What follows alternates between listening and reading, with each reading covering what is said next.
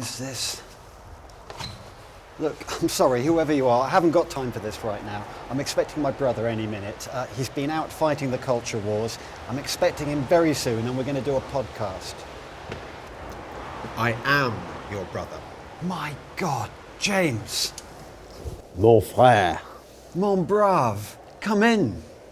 How go the culture wars? They're hell. War is hell, Dick. They look like it. You look like shit. Thanks. Anyway, we've got a podcast to do, so that'll make us happy. Let's do a podcast.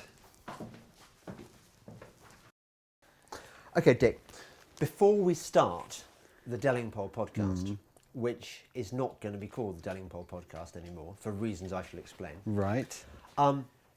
We need a cup of tea. Right. But we can't have the cup of tea until we open this surprise present from our friends at Twist Tea. Right, well, Read out what it says. Dear Dick, we hope you enjoy playing the yes-no game with tea. Best wishes, Twist. Well, there's no Is this pressure. the tea you've been going on about? I look. One of the things I love about our special friends, well, you know, sort of plural, sort of singular, is that the way that the really special ones give us gifts. They are always the best kind of friend. I like gifts. I just think, call me old-fashioned, but I think that the way to a man's heart is to give him loads of good shit. So, is this What type is that? the tasting menu? So, presumably, there's, Oh, there's you've got look those at are this. lovely. Look at these. Those are lovely. Okay, well, But get it on. No, because I'm That's- going to. that's good packaging, I We like need. that. We need. That's for you for later. Right, okay. I think we need some normal tea. I think they've sent me because they've sent me this fantastic bumper goodie bag. Okay. And so they deserve all the massive promo they're going As to get. a here. designer, I do appreciate that. That is lovely. That is gorgeous packaging. It is, and they're really nice people too. Obviously, they are because they love the podcast. I'm going to get some other freebies Ooh. we've been given. Banana shake. This might prevent Lydia from throwing a complete Also, wobbly when she gets home. podcast special friends. This is what the kind of behaviour we expect from our special friends. Well, it certainly sets the tone. You can open this. Unfortunately, Dick, I've checked. Can I already. open this one that I found here? You weren't meant to open that one. Come on, well, how bad can it be? Just wanna... Oh, That's your special Christmas present, and it's. we can cut that out later, can't we? We can, Is it what we I can. think it is? It isn't actually. It's called Sister's Tea, and it's good for stopping you getting a cold. But actually, in the Nanny? future, can I say it again? Special friends, if you want to send us your really high grade marijuana through the post, Let me... honestly. we really don't object at all, Right. because it's such a bore having to buy Bitcoin, Yeah. go onto the dark web. Right. Normally the site you go to is being closed down. And This sounds like the sort of impassioned plea that's guaranteed to get us sponsors from a major organisation. the marijuana industry is awash with cash at the moment. Right, okay. And has been. I've been Isn't watching. it largely liberal, though? In the American sense? Yeah, but actually I've been watching Narcos Mexico. Yeah. And I have to say they weren't particularly liberal. The people that Right. growing those fields have said they seem to be kind of quite old-fashioned. Okay, old-fashioned conservatives. Yeah, exactly. So some of that will Great. do. Well, okay. Well, I will enjoy this sister's tea. And the other thing, Dick, look, what else we've been to? We've only got one. I don't know how we're going to divide it. We're going to have to find an occasion where we are together. But Right. check this out. This is really good shit. Is it? Yeah. Oh, Read it out.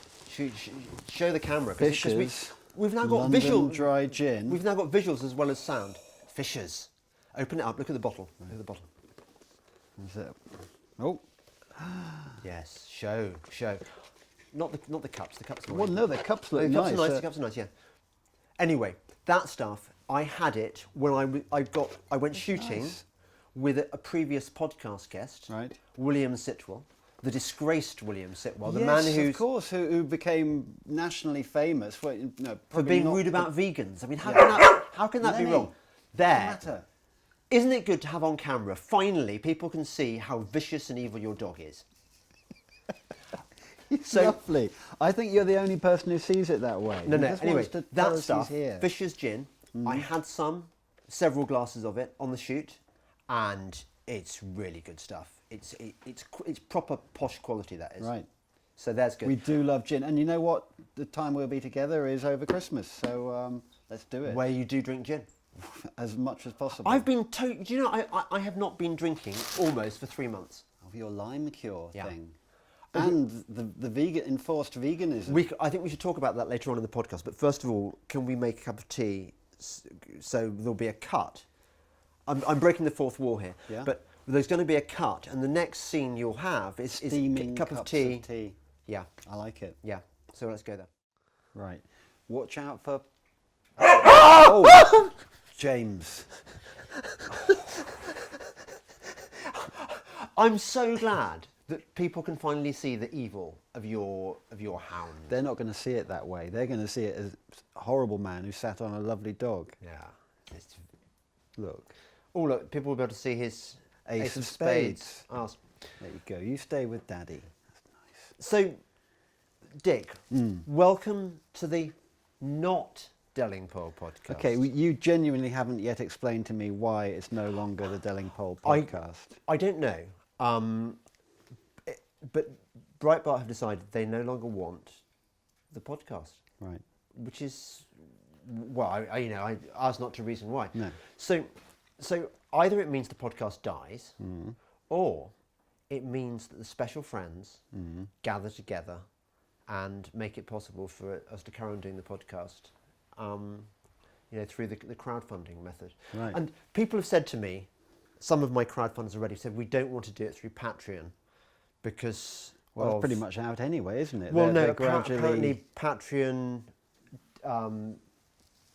did over Sargon of Akkad, and people don't want to be associated with this liberal conspiracy to destroy conservative voices. So, by the way, do you see the magic of editing? This great... What is it we're drinking? Rudolph the tea. Brudolf. Which is half tea, half Christmas cake, which sounds like it should be disgusting, but actually, even with milk, I did insist on having milk in this, it is lovely. I'm feeling much more festive, so thank you to our friends at Twist Tea. Yeah. And let me point out that there is room for all manner of sponsorship on this show now. Massive product placement. Because basically, look at it this way. We put this stuff out on what do we put it out? YouTube and etc. They are going to defund us like there's no tomorrow. Yeah. They're just going to absolutely just hammer us because we're evil, aren't we? Well, even if obviously, we say funny things and we're not rude about anything. And we're kind to animals, clearly. Yeah. Even if we do that, they're gonna defund us, demonetize us. So basically, it's got to come from the crowdfunding route and from show. I would like the idea of a headline sponsor for each show. I'd like the idea of gin companies, arms manufacturers. Because I'll tell you my ambition, Dick. Go on. I think if we get this right, we can take over the world. We can become the shit Adam and Joe of podcasting. Yeah. And do okay out of it. The problem with Adam and Joe is they didn't really make any money out of that. They went on to other things to do there. But we're shit Adam and Joe. That's our thing. Look at Adam Buxton's podcast. I'm sure he's massive. He does quite well out of it. And also, we have access to the great right-wing, the vast right-wing conspiracy. And who've got all the guns? The vast right-wing conspiracy. I want, this time next year, I want the podcast, the vidcast as it might be, to be opening underneath the Christmas tree a Beretta over and under shotgun. You're going to be sent away. When I went shooting, I didn't kill anything because I was shit, but B, because I haven't got my own. You didn't have a particularly brilliant gun. A gun. And somebody showed me this lovely. They only cost £2,000, which I think is not a big ask for any sponsor, Beretta. And I'd be in with the country set and be tooled up, which is quite important, I think, for a chap. And I think the American special friend particularly would support that. They do like their guns. They do like their guns. As you know, Boy had so much fun travelling in his gap year through America. Gap year. With my American Facebook friends. And they were all, being my friends, they all took him out into their backyards and said, "Do you want to fire some World War II here's weapons?" a Colt 45, here's a World War II, here's a Garand. What were the other I think ones? some of them pronounce it Garand. Yeah, but, whatever. Anyway, he shot M4. more weaponry in 3 months than I have in a lifetime. Yeah. He shot an AK, he shot all this. So I'd say, God bless Trump's America. Yep. So that's the plan. You're talking about... Yes, Lemmy, you're going to steal the bloody show, aren't you? Yeah. Never work with dogs, they say. Never I don't work know why with he's barking at me. stupid, I'm not evil... doing anything. Oh, I know why. Actually, this is his chair. He's the only one who normally has this one. We're normally sat on the... Yes. Yeah. Can you just... I would say the You're charm. gonna have to go. You're The gonna be charm is going to magically wear off edited after a out. while. It People really are going to be is. thinking, "Yeah, I quite like those dogs, but actually, no, I don't anymore." Talking of stuff on YouTube rather than the stuff that we've been doing just audibly, yeah. In the gym every day, I'm putting on podcasts. I'm running while watching podcasts. I have them going while I'm working. It's stuff Vidcast. stuff on YouTube. Even if it's just something, two blokes talking and it's being filmed rather than it's being audio.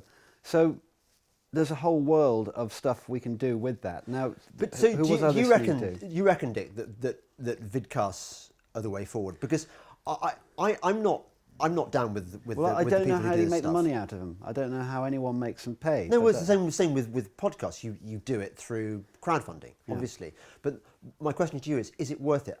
I mean, am I not going to have to get my teeth done?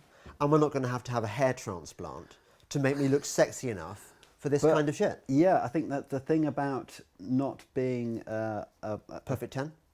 well, not being a snowflake crybaby liberal is the fact that we don't have to look great because real people don't.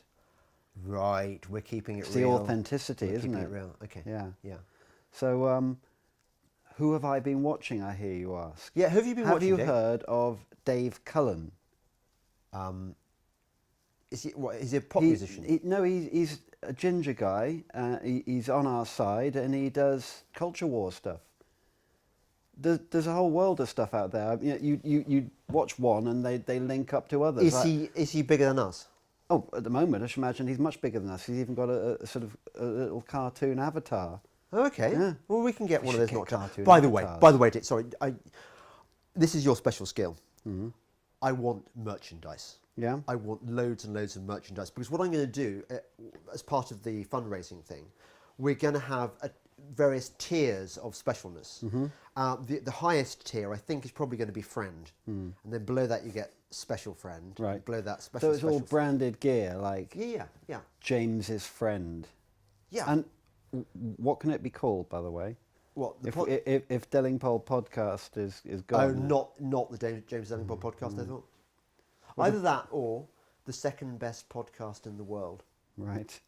Because what I do, so when I go and do all the American podcasts, and I go on it and I say I'm doing the second best podcast in the world, they'll think, lol, they'll think that their podcast is the best. Right, but it's second best to what?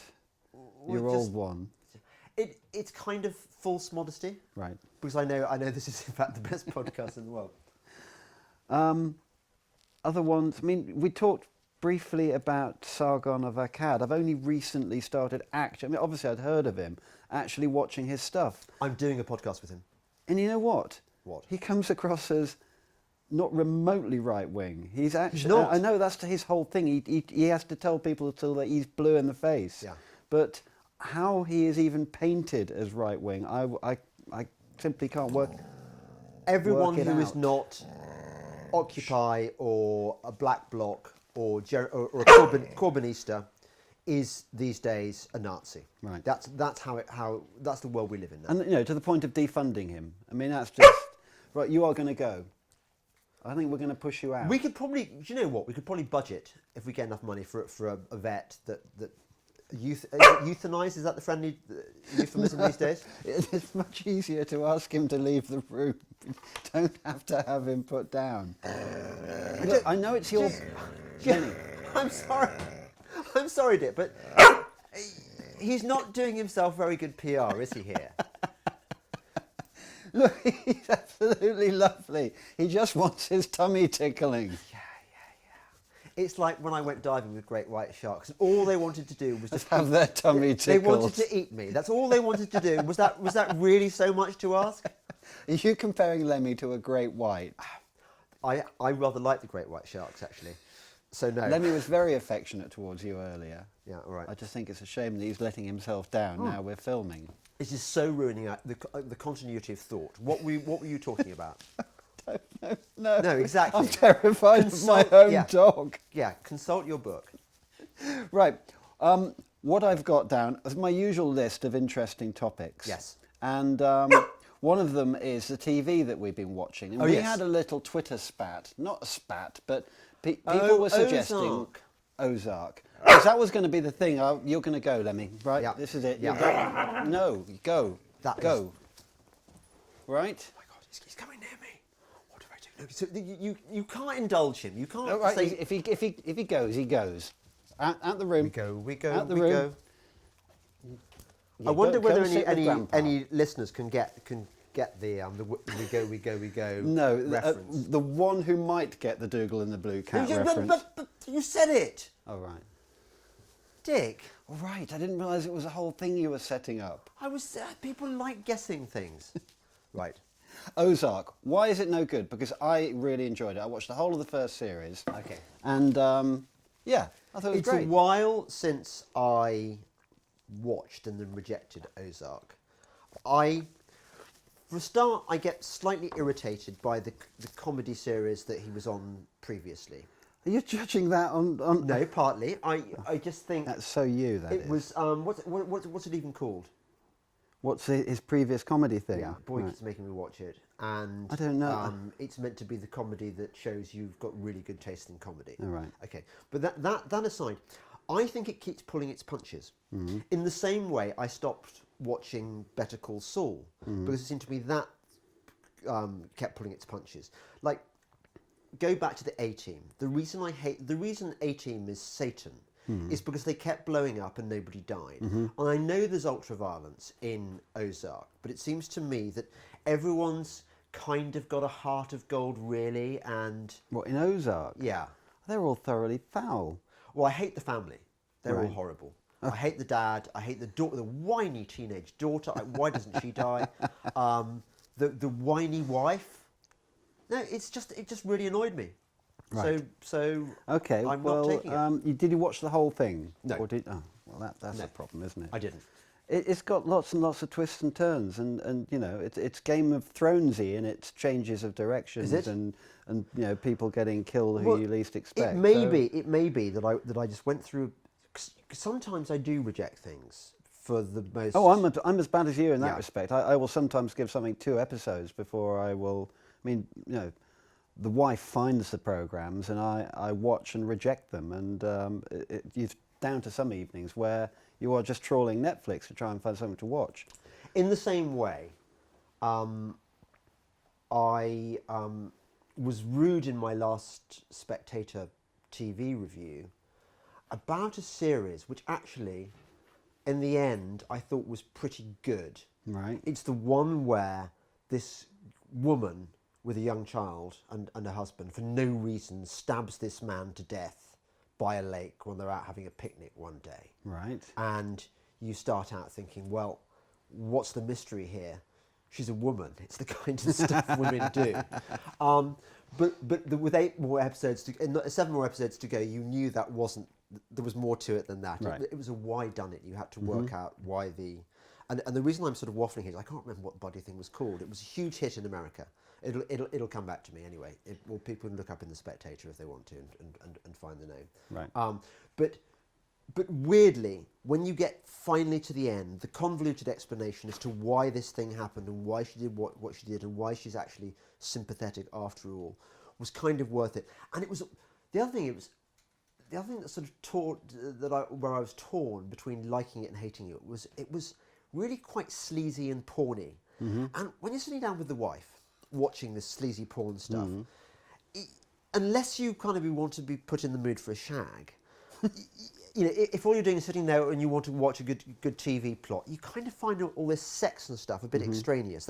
I don't know where you are with watching porno stuff with the wife. Do you like doing that? I normally feel awkward. Yeah, exactly. Yeah. We were doing all of this, Right, yeah. oh my God. And And there were sort of hands moving down, sort of, know, and you think, But there's stuff like that in Ozark, isn't it? Where he's watching, you think he's watching porn on his laptop, and actually someone's found him a picture of his wife having an affair.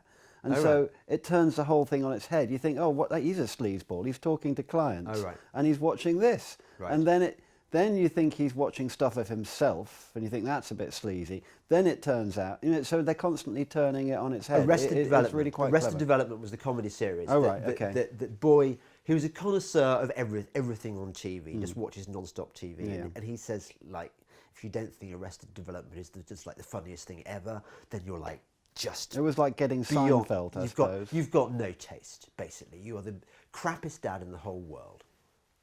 Did you watch Happy? No, and I recommended that to you. People say I should. Okay, the premise of Happy Yeah. is it's a typical nasty, horrible cop drama with a twisted, dirty sort of like ex-disgraced cop. Yeah.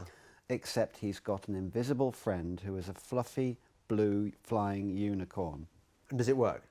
It shouldn't, but it does, yeah. Okay, good. Okay. And Happy is the name of the little I will invisible put that friend. on the list.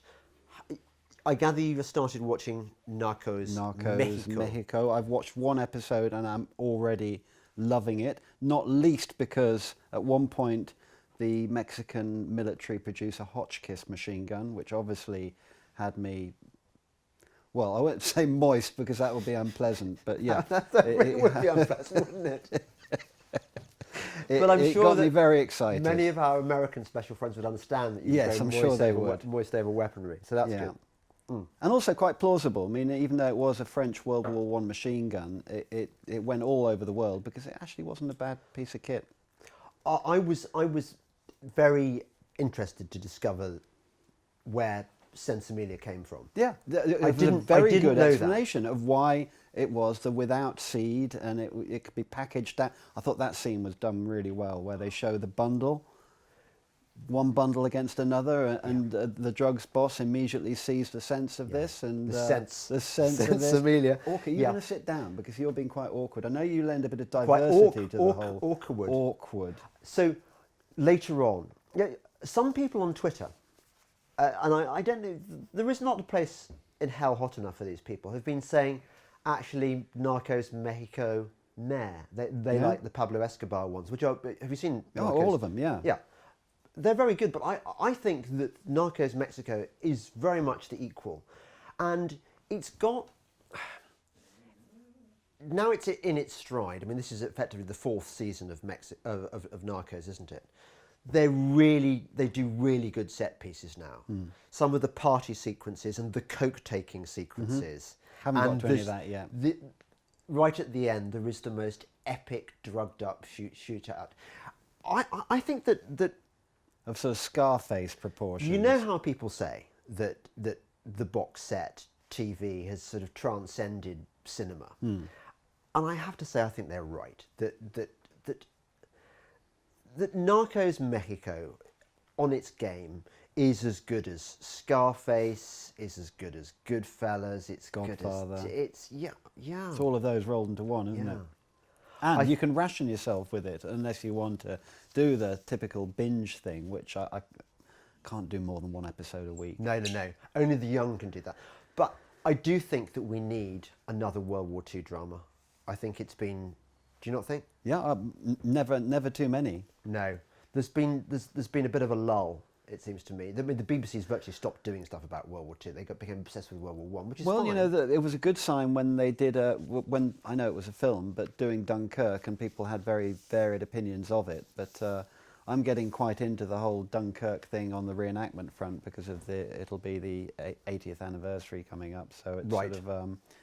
You'll be going as a Frenchie, obviously. Yeah, I will be those poor sods who manned the barricades while the Brits ran past. So every time I get the whole, "Oh, you're French, are you? You're surrendering today?" And I go, "No, I'm covering the British retreat at Dunkirk." That shows them. Yeah, no. But you know me and my particular weirdness for loving the French. And I make no apology for it. I think the French are really, really good at being French. And I love them. I totally respect them. I'm sure I mentioned this to you before. When I last went to Paris, just after the various massacres, the Bataclan thing, I was there in December that year. And Charlie Hebdo would have been pretty that was but it was the Bataclan massacre which happened about a couple of weeks earlier, and Paris there was that slight tension there, but what I loved about going back to Paris was seeing 14-year-old girls standing in doorways smoking cigarettes. I just thought, yeah, this is two fingers to. It just seems like such a crime now, doesn't it? Seeing it happen, it looks so daring and the French outrageous. But that is the French all over. They are constantly giving two fingers, although it's a bit of a British no one gesture likes them, to and they the don't man. care, and I respect them for that. Even though we they are beat more them like whenever us than we take give them them credit for. Yeah. And the only reason we generally end up hating them is a lot of their anger is directed against us at various times, you know, it's burning our lamb or Well, obviously, blocking because our they're lorries. bolshy frogs. I mean, that's what they do. Yeah. But we love them. Although, Dick, What? the Germans. Well, you've developed a newfound love for our other great enemies. I love the Germans so much, and you know this has been it's like kind of suddenly discovering you're gay, but actually having known it for many years, really. Mm-hmm. You know. No, I mean, no, I'm not about to do that. But there was a theatre critic for the Mail, Jack Tinker, right? Who I think had, maybe I'm making this up. I think it's true. He had children, and then later on in life, middle age, he decided he was gay. Right. And actually, I think that's quite a good thing to do. You have your kids. Well, you can have something for your retirement, don't you? Have your kids, and then not have to spend any time with women anymore. Yeah. Oh, now we're talking. Oh no, we're not. No. So, where was it? We're going to lose our women special friend very quickly. I had this experience a few years ago where I got sent by the Telegraph to go and write about. This was in the days when journalism wasn't shit, where you actually got expenses, you got time to write articles, you got paid for the articles, decent whack. You wore outrageous suits. Yeah, but I wasn't on this assignment. I got sent out to Ibiza to write about the club scene. Right. And what sort of year would this be?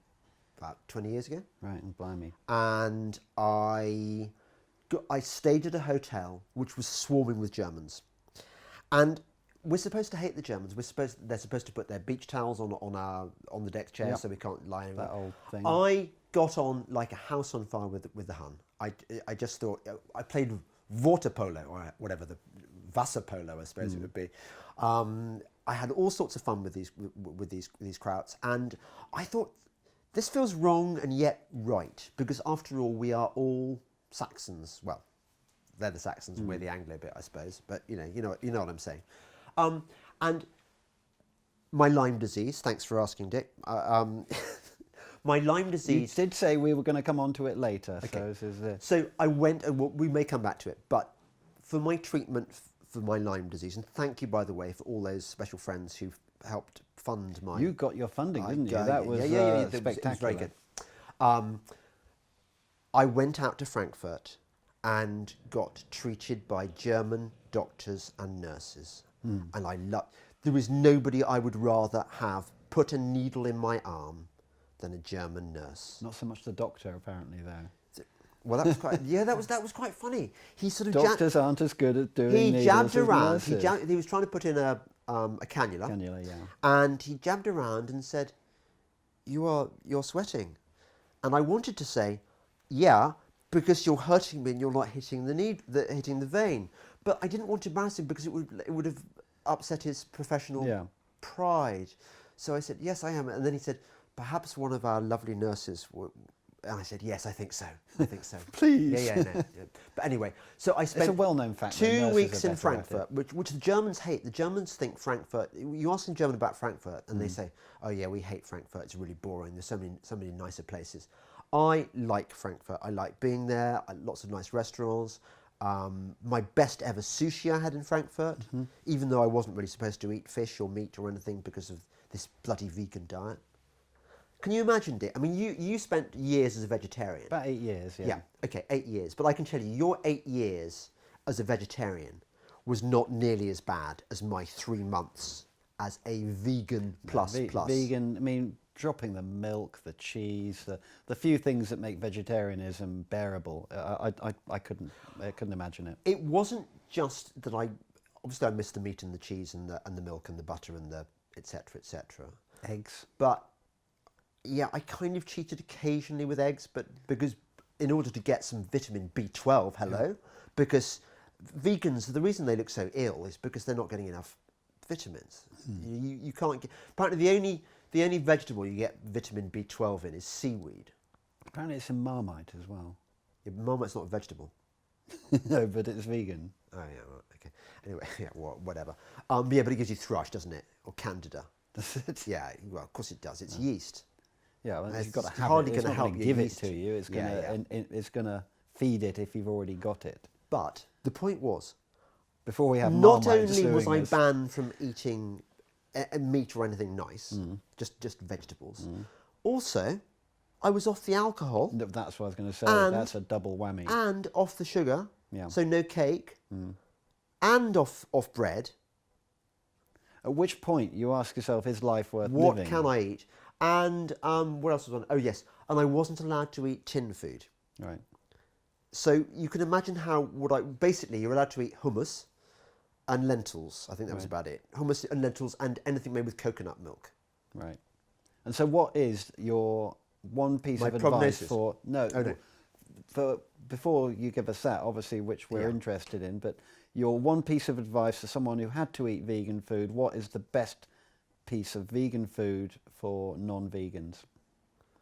What's the thing you looked forward to? Oh, lentils. Lentils are your friend. Yeah. See, See, I've got no problem with that. I know they're the classic hippie joke food, but Why? actually I cook with them all the time. Lentils are like meat. Lentils are versatile. One of the things I did, one of the really clever things I did, the Indian lady from the corner shop is a very good cook, and I paid her to cook me 2 Indian meals a week, and every week you would get a dal, rice, it was all vegetarian obviously, a vegetable dish, and chapatis. Where's this corner shop? Yeah, I know it's awesomely good. And Was this in Frankfurt? Or no, back home? in England. Oh, right, England. okay. And so I'd go and collect it of an evening, and it was actually almost made my vegan hell almost worthwhile. Right. But the variations you can get on the dal, when I cook dal at home, all my dals taste fairly similar. Okay, even if you use different types of dal with urad dal or the other types whose name I forget, the shiny ones, the ones that look all kind of oily, I wouldn't oily know and that. orange. Let me growling Ultimately, again. they always taste the same. But this when you get cooking by a real Indian person, real Indian woman, it's going to be. None of this Bangladeshi rubbish that you get in every Indian restaurant in the UK, because they're all run by Bangladeshis. It's not authentic Indian food. The subtlety of the spicing and the flavourings. They don't just say, "Oh, let's make it a bit hotter," because that's what it needs. What accent was that? That was an English person trying to kind of demand the hottest vindaloo. No, it wasn't my Indian Okay, accent. no. Your Indian accent's It much wasn't my better Indian than accent. It's just the joy, the panoply of flavours and subtleties. It's wonderful. So This is making me very hungry. lentils, I really want a lentils curry right now. really are your friend. Right.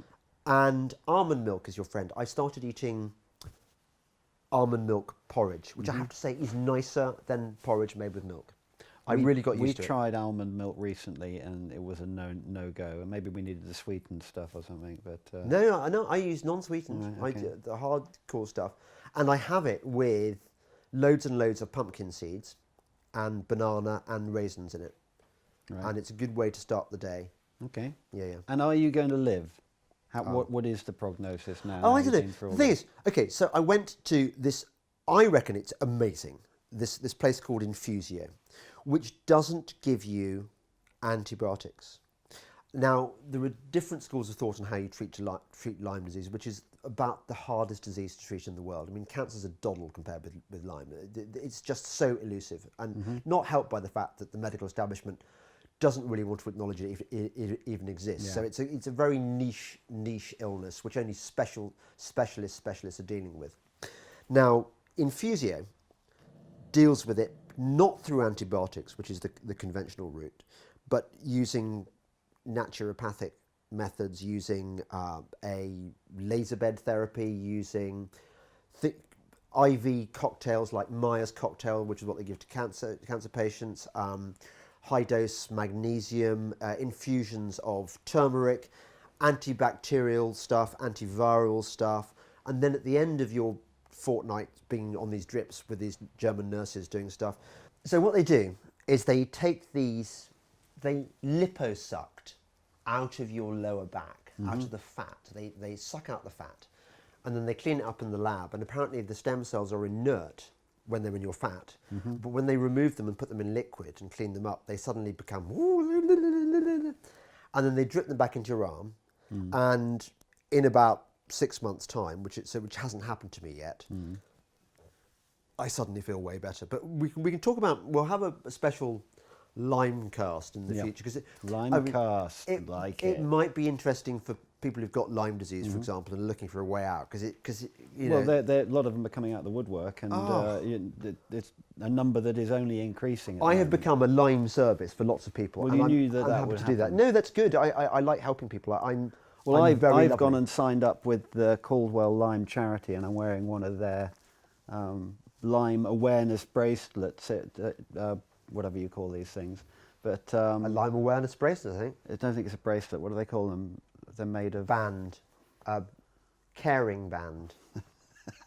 Caring. I'm trying to think of the Your thing it's made caring of. band. Silicon band. Yeah, a silicon caring band. Let's move on to our review of the last. Now, this used to be the last 10 podcasts. It's 15 now. That is why 15. we had the scene at the beginning, which only video viewers can see, because podcast listeners can't, of you not recognising me. Because you didn't, did you? You actually literally did not recognise me. Literally didn't recognise you wearing my uniform at the door. No. That's sad. You've done 15 podcasts, Oh my God. and you've been out literally fighting the culture wars. I have. Because I think that, what with all of Brexit going on, and that seems to be the only subject, I still think the culture wars are the thing that is actually really going on, and Brexit is just a symptom of the culture wars. I totally agree. Brexit is a manifestation of it.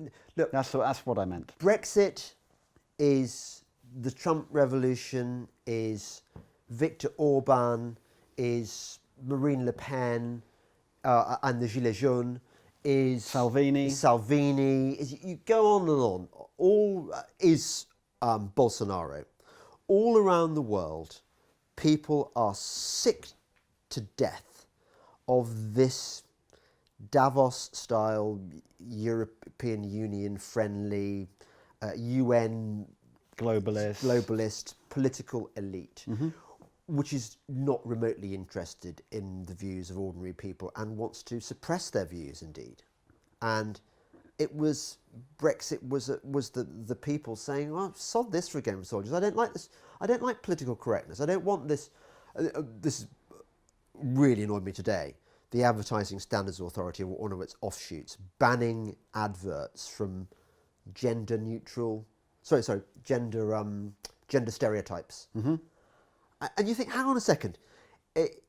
Imagine how we'd feel in the 1970s or the 1980s when Bisto advert was on, and that mumsy mum was using Bisto and making our family happy. Imagine if we were told that in the future you won't be able to make adverts like this, because actually normal families are anathema to these social justice warriors, and therefore somebody might be offended by the idea of women being happy being mothers. Yeah. We'd think that it can never happen. There was a time where they deliberately substitute a dad in there, and dad's doing the cooking for that typical sort of ad, and that was seen as being a little bit quirky. But now that has to be the norm, doesn't it? Well, imagine if you're a copywriter and you're trying to play with the form, and you're trying to mix it up a bit. Yeah. But you're constrained by these rules which say that you can't do that anymore. I mean, the time is ripe now, surely, for an advert in which a man is not a useless git, and where the woman is not this omnicompetent super being, where you actually have a man being macho and you have women being girly. That would turn the whole thing on its head, wouldn't it? It would. But you can't do that because that's gender stereotyping. And I was also thinking about the Gothanology, with Maureen Lipman playing the Jewish grandmother. Yeah. That would never be allowed now because Jewish grandmothers being concerned about their grandchildren becoming doctors and doing well in their exams. I mean, that's probably anti-Semitic, isn't it? I think. And yet it's an observation that every Jewish mum would go, oh yeah, that's well, it was one of the most popular adverts ever because people recognised the truth of it. Yeah, and it was gentle and it was just a nice little observational comedy. In the same way, because the lady loves milk tray. Those were the days when advertising land recognised that girls like chocolates, girls need chocolates, men give girls chocolates in order to shag them as an entree. Abseil through windows. Yeah, well, men fancied themselves as James Bond, and this is what women want with chocolates. The ad men knew this. Yeah. Anyway, let's go back to dealing with the podcasts. Yeah. I'm going to start at the 15th one away, which was very, very relevant to this conversation. Toby Young. You talked to Tobes about the victim of point and shriek, I've written down here. Point and shriek, and of course of offence archaeology. So Toby Young, my great friend from university and great journalistic colleague at The Spectator and so on. And fellow warrior in the culture wars now. Has tried to reinvent it, and I think this is a mistake, bless him. Because he's done so much good work in education, and he's established free schools which have really benefited kids from poor backgrounds. The people criticising Toby Young have not done a fraction of the good he's done to society, and yet they dare criticise him. But Toby, I think, made the mistake. He made two mistakes. Number one, trying to become a semi-part of the establishment. He was given a tiny job on some educationalist quango as an advisor. And instantly... On top of his many other roles like that, of governors of various schools and all of that sort of stuff. And all it took was for the leftist hate mob to go through a few of his old tweets and old articles, cherry pick the most inept, the most offensive phrases, and hound him out of his job. So that was his first mistake in putting himself in a position where they could do that to him. Because I'm not going to go for a government job, I can tell you, because I know I'm not going to get it, so why bother? And anyway, it would involve working for the man, wouldn't it? But the second mistake he made was apologising. You never apologise to these bastards. No. And also for kind of making out that this was a sort of left-right thing. Both the left and the right do. It's not. This stuff comes from the left. When the right do it to a left-wing person, it's because their behaviour is so egregiously wrong that they deserve to be hounded out of office. It's not the same. There is not an equivalent between that awful person that the New York Times employed, that really vicious, nasty girl who said really unpleasant racist things about white people, and Toby Young. Yeah. There's not a moral equivalence. No.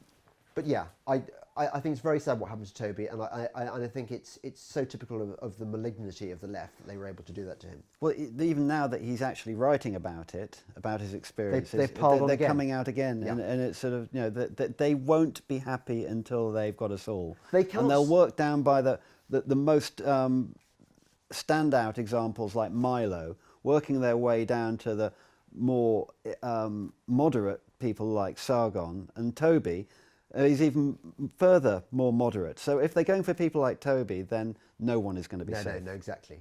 I mean, Toby's, as I told him on the podcast, Toby's a cuck. So, yeah, no, it is that left thing. And if it's not safe for cucks out there, then it's safe for no one. Everyone I don't like is Hitler, is what the left is today.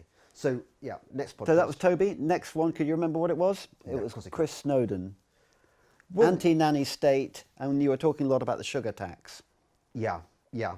He's a good egg, isn't he? Snowdon is fantastic, and the sugar tax, all I would say is sugar tax, I will never, ever, ever be able to forgive George Osborne and Jamie Oliver for destroying Lucozade. This is your crusade, isn't it? The Lucozade crusade. Lucozade, when I was growing up, and in fact, even now, almost, Me too. I grew up with you, almost mostly. today, yeah.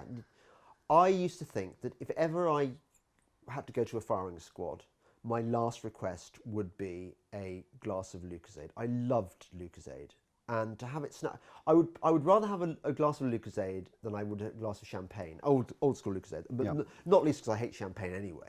I mean, I'm not sure if it was Lucozade or gin, I'd go for the Lucozade, but I like that electric orangeness Yeah, of and it. the crinkly wrapper it used to crinkly come wrapping, in and the when it was basket. still in bottles. Now some people were going to crowdfund a new Lucozade with original formula. Right. But I don't know what became of it.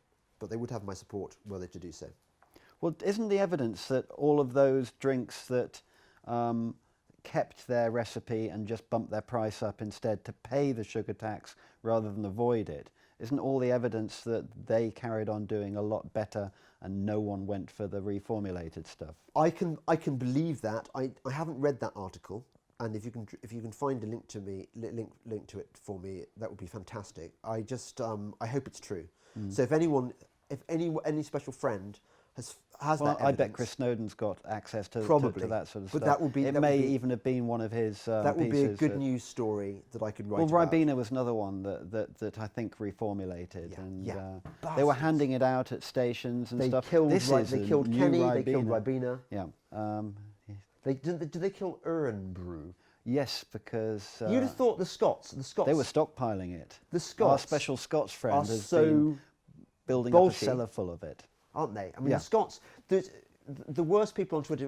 The worst people on Twitter. There's lots of candidates, but I would say cybernats are among the worst. So the Scots are very good at being bolshy, and you would have thought if they took away their national drink, that there might be, well, a kind of like wearing woad and coming across the border, and William. Well, Wallace it's stuff. it's the boiling a frog thing. You realise that they're not noticing. You can just turn the heat up. Although, except They had Frogs- minimum pricing on alcohol up there as well. yeah. But you know what? Dick? Frogs don't do that. Frogs don't. They jump out. Do they? Yeah. So that's it's a bit like, and I feel eternally It guilty. sounds like you've tried it. Yeah, obviously, I've tried it. It's like the one in times of universal deceit. Telling the truth telling- is an act of revolution. Actively. Yeah, Orwell did not say that, and I fell for this because somebody did the Yeah. black print on a photograph of something, somebody, and you read this and you think, well, it's got black print on top of the photograph. They must have said it. How could they not? Because they'd never have allowed the black print on top of their photograph if they hadn't said it, Yeah. would they? I hate those people. I'm not big. I'm a lover, not a fighter. Yeah. Well, actually, I'm a fighter as well. And you're not much of a lover, Right, fuck off. apparently. But stop it. Stop this. I'm sorry. It's mean. That's really not fair. And I brought you so many nice gifts as well. Gives you a gift of brotherly love. Look, if I were to have mass executions, the people definitely first against the wall would be the people responsible for fake quotes in front of photographs on Twitter, and even worse, fake photographs from history. Do you know that this is a thing now? Yeah. I hate. I think we're going to see more and more of it, though. Oh yeah. People inventing. There's one of Victorians cross-dressing or something. Yeah. This is a fake thing, and the idea is to show that hey, the Victorians are much more liberated than we thought. Yeah. You And can prove actually- anything with a fake photo, yeah, though, can't you? Yeah, you can. Back before, after Chris Snowden, your Julia Hartley Brewer. I love Julia. Of course She's you do. great. Julia, I think is the only mistake Julia makes, and actually it's a necessary mistake for her survival, is that she's persuaded herself that she's not really right wing, that she's a kind of free spirit, but actually a bit like Rod Liddell. She's another of those people that actually is basically. Rod maintains that he's left wing to this day. Yeah, actually, you know what, Dick? I'm left wing. Watch my career soar after this confession. If we could Outing yourself if we have here and can now. we have a what do they call these nuggetry video sections where you just have, put it up on the internet. Just me saying Nuggetry. I'm left wing. All right.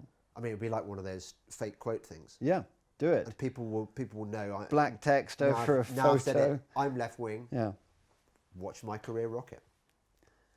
We need someone else to out you as left wing. That would probably be better. Owen Jones. Yeah?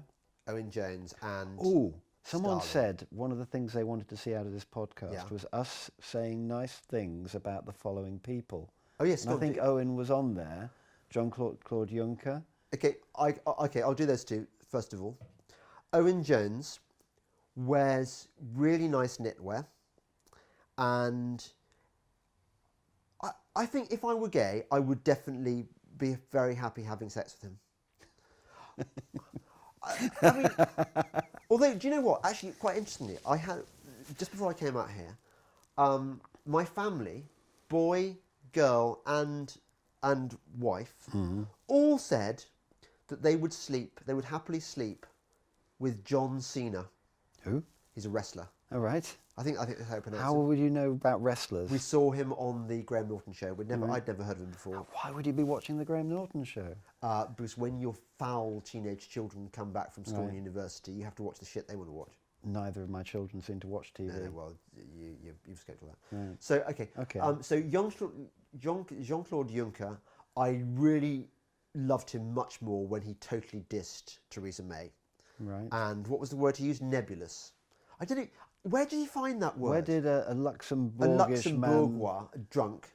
Where would he get hold of a word like that? It's amazing. He must have said. Somebody must have sided up to him and said, "You want a word? You want? You Have a word. have a word. Have a word." Here it is, Jean-Claude. Nebulous. I will use it. I will use it on Theresa May, and he did. Yeah. Does he have a French accent? Yes, I think he I does. will use it. Nebulous. Because Nebulous. today's video of him that's doing the rounds of him muzzing this lady's hair, you know, they'll have to go and pay. He does that all the homage. time. He does the He's muzzing very hair. touchy, isn't he? He's very touchy-feely, very he hands-on. uses touchy-feeliness as a weapon. People are saying that there's a Me Too waiting to happen there in the EU, and that would be The glorious to watch. entirety of the EU is paedophilia embodied. And there's a I'm sure. whole edifice Paedophilia waiting and to probably come down. genocide as well. Yeah. It's just there is nothing I would Well, they're- not expect of the The no crime. The EU ninja assassins are going to be briefed on your Well, assassination yeah, as come we and speak. get me, EU. Yeah? Yeah. Yeah. Before that, Mark Littlewood, head of the IEA. See, look, I love the IEA. How to win the economic argument. There's a was question I your, want to know about the IEA though, and it's been bothering me for some time.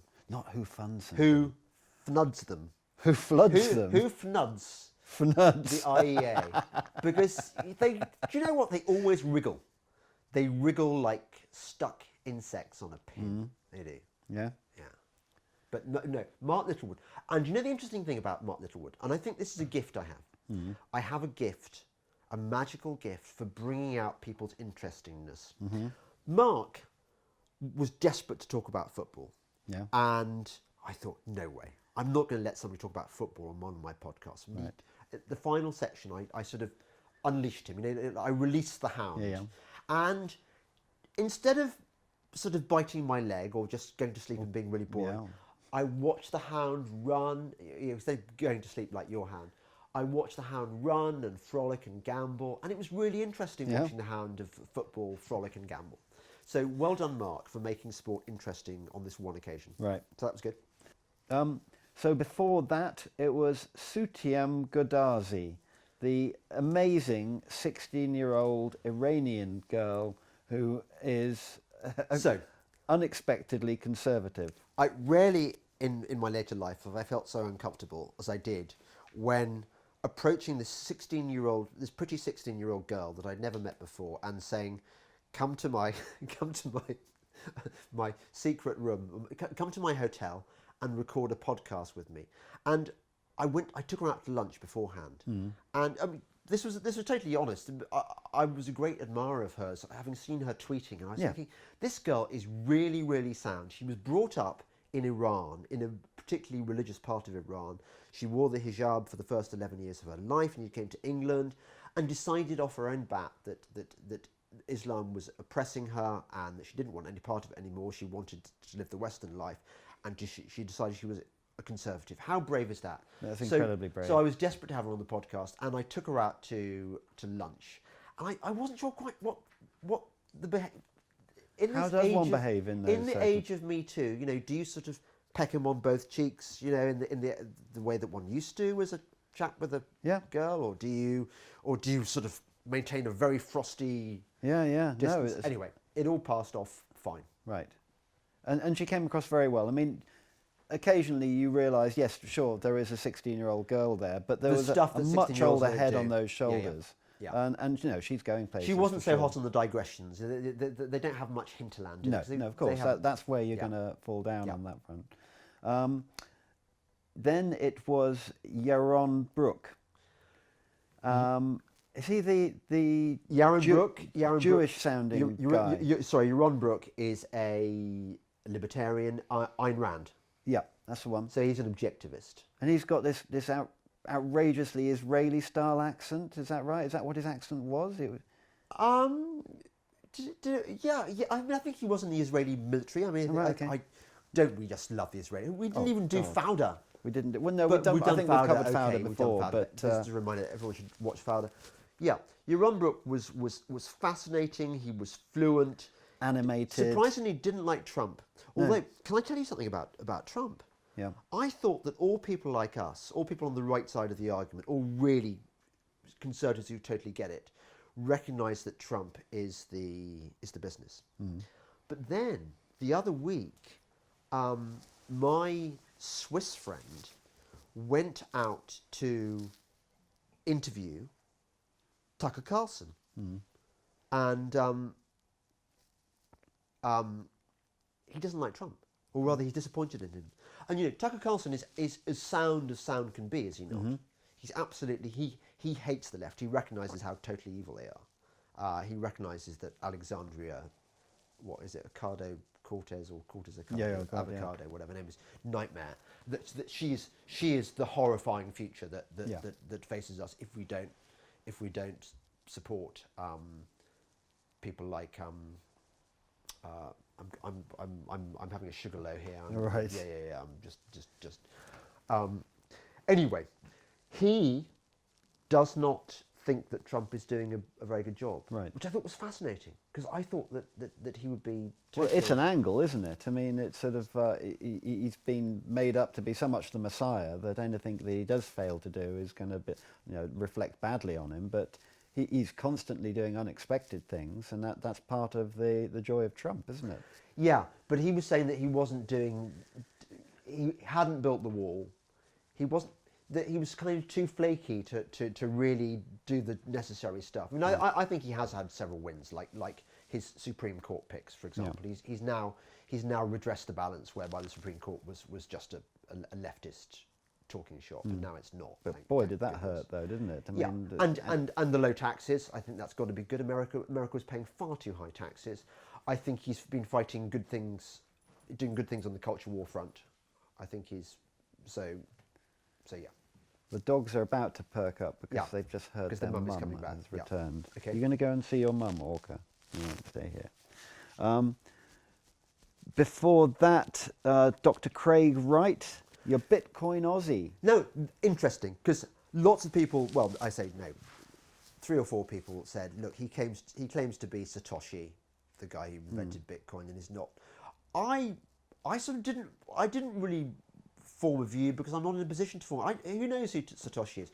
I just thought that's he was not necessarily the most important fact of that, was it? Presumably, he was in on Bitcoin early enough to have made a few bob, and he gave a very interesting interview, and I'd like to see him again. I think he was. No, I agree. Before that, Catherine Blakelock. UKIP economics at the time expert. Before she lost the job after that. Right. Maybe we're speaking out of turn. She was the UKIP economics spokesman, a fellow alumna of, well, can be a fellow alumna if I'm a man, I don't know. Anyway, she is an alumna of Christchurch, and she comes from a very, very poor background. Came from a care home where she was sexually abused and stuff, and somehow managed to get her way into Oxford, and is sound as a pound. She was fascinating. Some people, as I say, thought that she was my best ever podcast. She was quite scary, and was a bit doomsday. some of her predictions. It Yeah. was like, when you do hear these economic experts, it's like, oh my God. Well, I we are worry. all I do screwed. worry that the way things are going, we're not going to get Brexit. I do worry that. I see how bright the future could be if Britain forged its own path outside the European Union in a Jacob Rees-Mogg style or a Boris Johnson style. Yeah. And I think, how good would that be? As we In a outlined WTO style. 2 years ago in Brexit the movie, that's what we wanted. We wanted low regulation, low taxes. We'd become the Singapore of Europe, and it's what not just the left wants to stop, but also most of the Tory party. It seems to me. But you know what? I All think of the Tory MPs anyway. Theresa May, she won that vote. All the cucked Tory MPs came out in favour of her, and she predictably won. And I should have woken up the next morning feeling completely downcast. But I don't know. The culture war continues. The same people who voted to leave are still wanting to leave, despite what everyone wants to say. We're all still out there fighting that war. We're not she's going so to go away. incidental in it. We're not going to go away. Oh look, the vicious dog is back. Yeah. The next one was James Tooley, educationalist, James private Tooley. schools in the third world. I've got written down, and that brings it all back because he was genuinely fascinating, a very well-travelled individual. I love meeting reformed leftists who've just found the path of righteousness and truth and come over to our side. And what was particularly interesting about James Tooley is that he works in about the most left-wing section of the world, the education. And he has this devastating thesis, which is devastating for the left, that is, which is that private schools are always better than government schools, which to us is like duh. Yeah. But he has the evidence, and he's been all around the world, going to Sierra Leone, to India, to Nigeria, to etc. etc. He was in prison in India. A corrupt copper put him in, prison. It was a great story. All told on and the I podcast. went to see his lovely little school in Durham, Right. where, of course, the local lefty educationalists tried to put off parents sending their children there. It was so lovely, and it's really, really cheap. Right. Ordinary people could afford to send their children there. Which is the point he was making, that they do that in third world countries where it's as little as sort of like $5 a term or something like that. Do you know who I've got coming up? No. On a similar theme to James Tooley, Catherine Birbalsingh. Yes. Brilliant. I went to her I've noticed school. your Twitter conversations and saying, no, I do want you on the pod, it's going to happen. I went to her school. Yeah. And it's amazing. It's absolutely. But I think you have to wait for that Okay. podcast. Before that, next up in chronological order was the Mogster, the Mogmeister. What can one say about Just the legend. Mog? Just ledge. It was fantastic being with him, and Second visit as well. I know for the Mog. I know he's. I'm really impressed that he will still give you the time of day. I mean, he's got a. To be fair, I haven't exactly dissed him, but I agree with you. He has demands on his time, and it was nice that he still thinks of the little people. Right. He remembers where he came from. After Jacob Rees-Mogg, Lloyd Evans, Spectator theatre Lloydie. critic. That was a nice little relaxing break, and you build it as such. And it was homely and friendly and artsy. It was nice. In the new not Delingpole / second best podcast in the world podcast, I hope to carry on mixing it up a bit. So where we get conversations with people you've never heard of about things which had nothing to do with politics, mixed with people like Jacob Rees-Mogg talking about nothing but politics. Well, you know what? It's like real life, isn't it? It is. And that's how I run my Twitter account. If I want to show the world the cake I've just eaten, I will quite happily post it immediately after a very insightful political piece. They're very insightful, your political people. They are, aren't they? They are so insightful, yeah. So, yeah. People are always telling me it's so insightful, Dick. The mission of these podcasts has always been to replace the horror that is travelling in your car and searching through the dials for some talk radio and ending up with Radio Frigging 4 talking about the tragedy of being a kind of gay Muslim in Bradford, whatever. Whatever. It's all this kind of tedious minority. There's a thing stuff. with Radio 4, it can be wonderful for like 15 minutes, and you think, you know what, Radio 4's all right. When was that moment? Well, Okay, if you get in you get between... glimpses of it in our time with Melvin Bragg. Even though Melvin Bragg is a lefty, at the same time he's kind of old school socialistic northern lefty. He's not the ghastly new left. He has cultural values. He believes in education. He believes in history. Yeah. He believes in knowledge, which they don't anymore. They're all thick ass, aren't they? Well, the other one I like, Yes. on the Radio 4 show is what the Reverend Richard Cole's thing on the I Saturday morning. I That's like nice. Richard Coles, Reverend Richard Coles. He's lovely. I had one of the nicest lunches I ever with Richard Coles. I interviewed him 2 years ago. We went out to have liver, or I had liver anyway, lamb's liver, in a pub in Northamptonshire, and it was just wonderful. We Right. just, like, Well, he doesn't hate me. good. He might even do a podcast with That me. You never would know. be lovely, wouldn't it? Interestingly, by the way, I'm not sure now that my podcasts are not Breitbart. I'm not sure whether people will be more or less likely. Well, this is it. A lot of people say never Breitbart. The never Breitbarters, as I'm now calling them. I've had people refuse They to will do come the out of the podcast woodwork. because they don't want to be associated with Breitbart, which is sad because ultimately it's me and I'm not changed by whether I do Breitbart. Equally, there may be some who think, well, if it's not going out on Breitbart, I'm not going to be asked to do your little Well, yeah. yeah. You have So to we'll take see. it on balance. The next one was Stephen Place, your ex-copper, Yeah. who was great because I've been having a little bit of a dilemma on Twitter about cops because I've got a few copper friends, believe Yeah. it or not, and ex-coppers. In fact, all my copper friends were just counting the days until they could get out because... Well, because they get bloody good retirement. Well, it's not just that. It's just that they are all sick to death of the PC, pun course they are, intended, yeah. nonsense that they have to put up with. And the fact that they would rather be catching real criminals than chasing people who have said upsetting things on the internet. But a lot of them came out of the woodwork on Twitter saying, you can't blame the cops themselves, they hate all this. And yet you just need to point them to accounts like the West Yorkshire Police Wakefield Rural account, who were threatening people being arrested for saying offensive things on Facebook. They were actually saying they were going to use the Malicious Communications Act Yeah. to arrest these people for saying hurty things on Facebook. Now, these are accounts coming from individual parts of police forces, so presumably there's genuine policemen behind these Well, Twitter I don't know. I accounts. think they probably They're not Home Office. They probably outsourced their Twitter to somebody who's done diversity studies and gender studies and is imbued with all this PC. Okay, and for every nonsense. cop who puts on a bumblebee suit and paints his fingernails Yeah. blue and Well, I agree. wears the high heels I for a didn't day. quite buy Stephen's line that actually we're only obeying orders and we all hate it. I think a worrying percentage of them actually are into this stuff because they're quite thick. I've seen them being trained, and I was at a reenactment, funnily enough, where we were sharing a bar with some police trainees. Yeah. And our lot were singing bawdy 18th century songs. Yeah.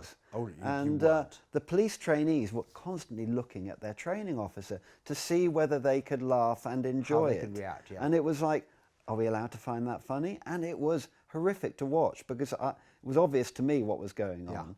They were Interesting. uncomfortable with the political incorrectness of it all.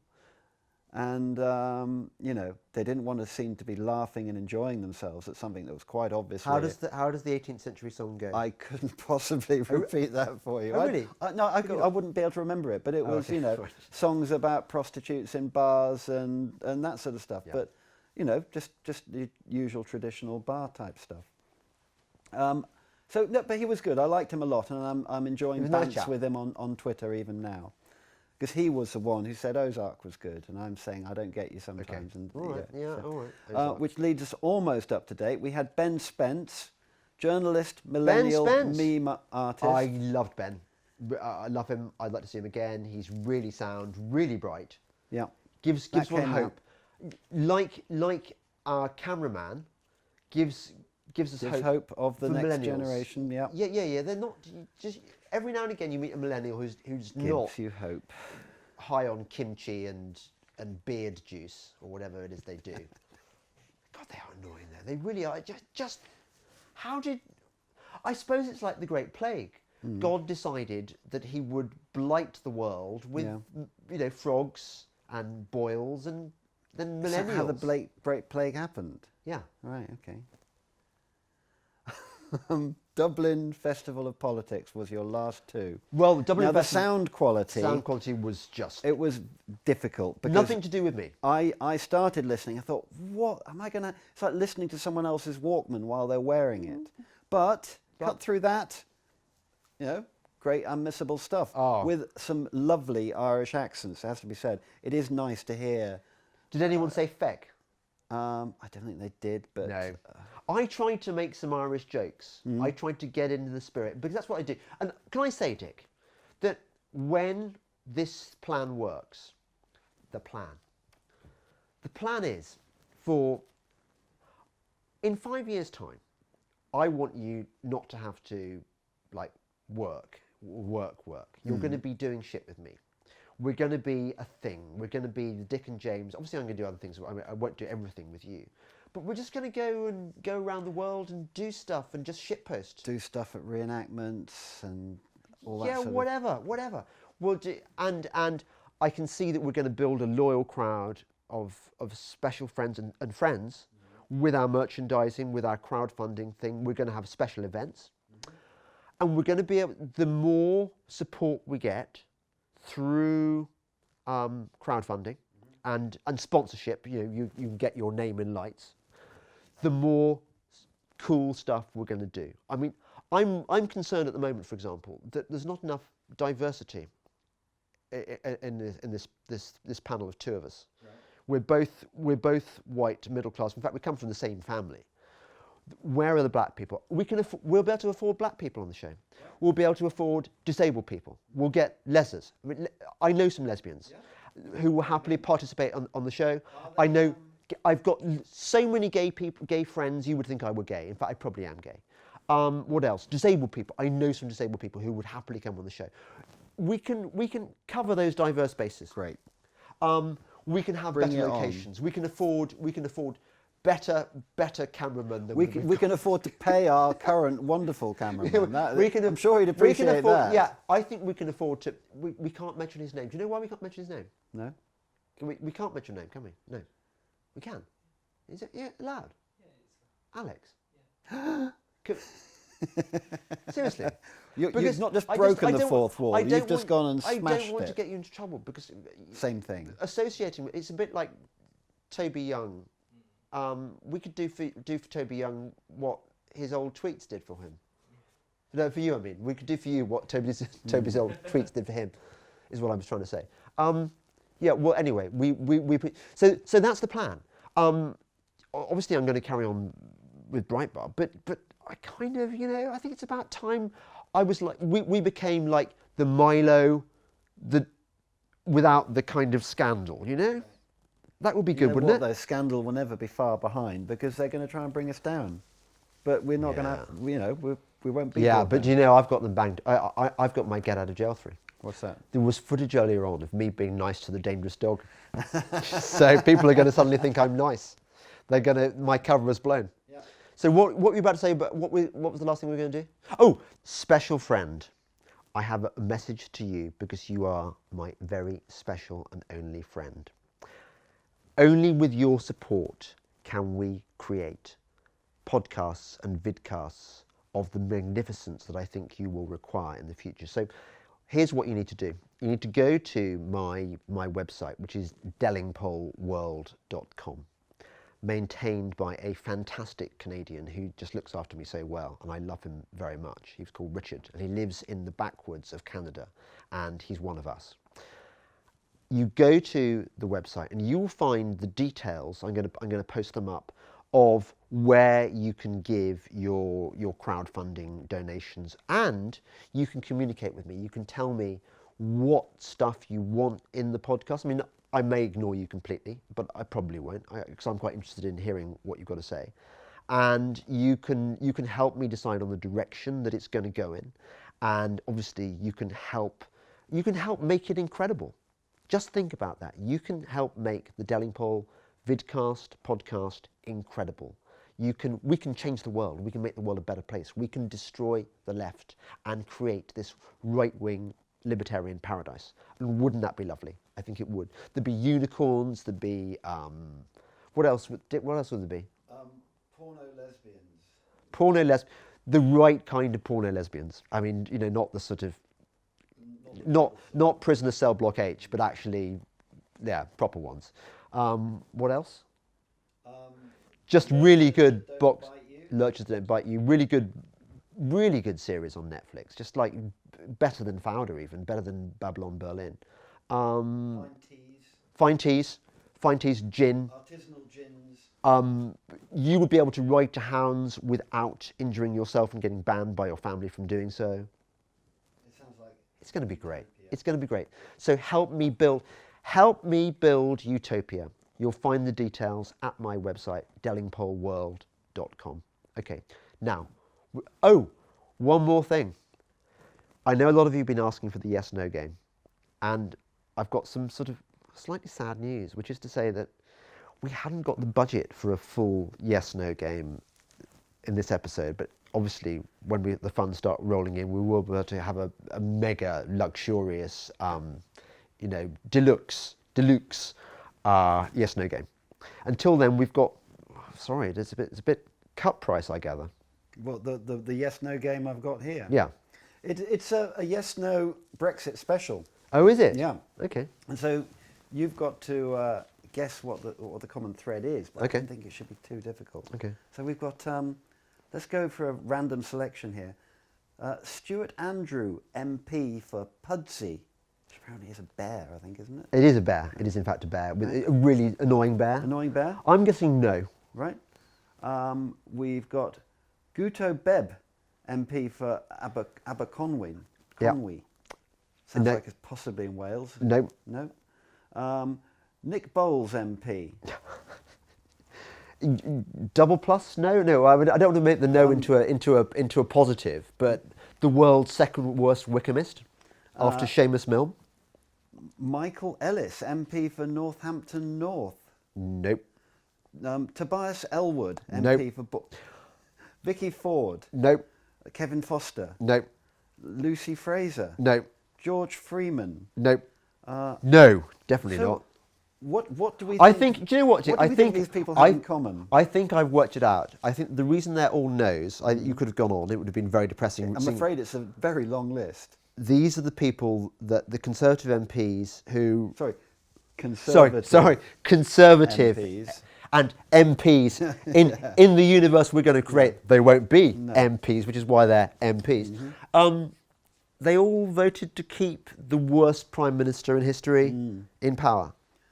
They had their chance to defenestrate her, and instead they said, no, we carry on doing the work you're doing, bold, brave Theresa. And shall I give you an opportunity to give you a yes for the yes-no game? Oh, I think, give me for Prime Minister of Great Britain, who would be better than Theresa May, Daisy Daisy the Spaniel. Daisy the Spaniel. Yes. There you go. Or Lemmy the Lurcher. Lemmy the Lurcher would be a better Prime Minister than Theresa May. With all his biting and with all his biting, and growling. I think I'd grow rather fond of his biting if he were Prime Minister, because every time he bit me, I would think, I don't care because he's not Theresa effing May. And he's actually showing a bit of backbone. Bit of backbone, yeah.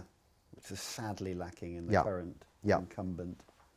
So do you think that's the point where we can end the podcast? Because our wives are going to be... All our talking about curries earlier on. Oh, curries! I'm absolutely gagging for you a curry. You have a curry, yeah. And I've missed... I was supposed to be cooking a cauliflower cheese, which actually once sounded quite appealing, but now I could really do with a curry. So if we wrap that up, I'm going to go... So you were listening to the Not James Delingpole podcast with not me, James Delingpole, and Dick Delingpole, guest, because they haven't had to take anything away from me. My guest, Dick Delingpole. And here's another thought. This time next year, we are going to be doing the same podcast, but so much better. We're going to have a better yes-no game. I'm going to get I'm going to get a bigger Christmas tree. I'm going to get at the very least, an over and under shotgun from Beretta. Going to get bags of weed, that are really good weed that the listeners, special friends have sent in. What else? You're probably going to get bits of Napoleonic I'm going to replace uniform. Lemmy with a borzoi. I yeah. really love a borzoi. They're the hunting dogs in War and Peace. Oh, it's huge. Yeah, yeah. The wolf hunt. Russian wolfhound. I think we get All of a these. pack of borzois. Why not? Why not? Yeah. Probably get and also, of course, it won't be filmed here anyway. It will be filmed on some amazing island Mediterranean or in an island. ice hotel in Greenland with the actual Father Christmas, or is it in Greenland, wherever it is? That sort of place. The world is going to be our lobster. All it needs is you, special friend, to donate to whatever account. When I get my technical shit together, we're going to make it happen. So, happy Christmas, everyone. We love you. Sorry, happy Christmas, special friend. You are the only one. We love you very much. Thank you very much. And Happy New Year. Bye-bye. Bye.